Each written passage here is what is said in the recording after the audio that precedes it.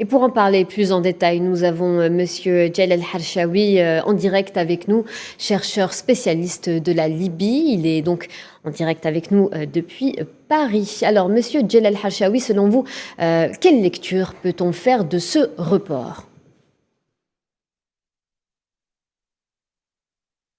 Malheureusement, il n'y a pas d'ajournement véritable. C'est-à-dire que la date du 24 janvier a été lancée comme ça par la commission électorale à titre conditionnel. Si vous regardez le texte en arabe, ils disent nous sommes éventuellement prêts, nous, la commission électorale, à mettre en œuvre un scrutin présidentiel le 24 janvier à condition que le Parlement, le Tobruk, prenne les mesures nécessaires.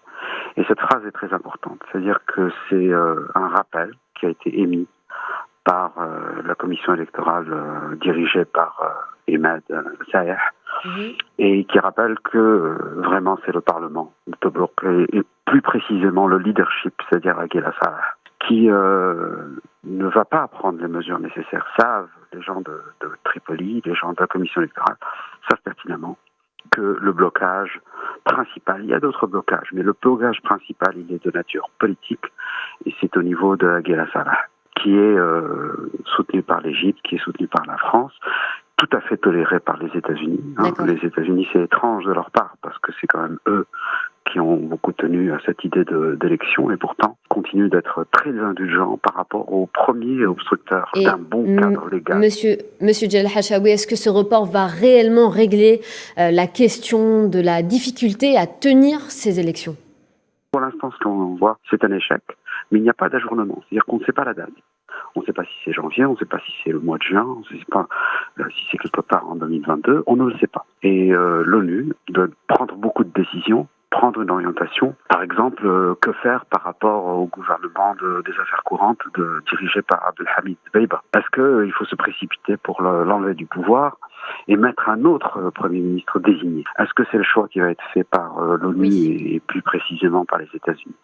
Je ne pense pas. Je pense qu'il va y avoir un flou de la part de Stephanie Williams qui va essayer de ressusciter le fameux comité des 75 à Genève qui ont donné naissance au gouvernement. On a comme l'impression que la communauté internationale n'a pas réellement fait preuve de bonne volonté en fixant la date du 24 décembre, sachant pertinemment que toutes les conditions ne sont pas réunies pour ces présidentielles. Qu'en pensez-vous ?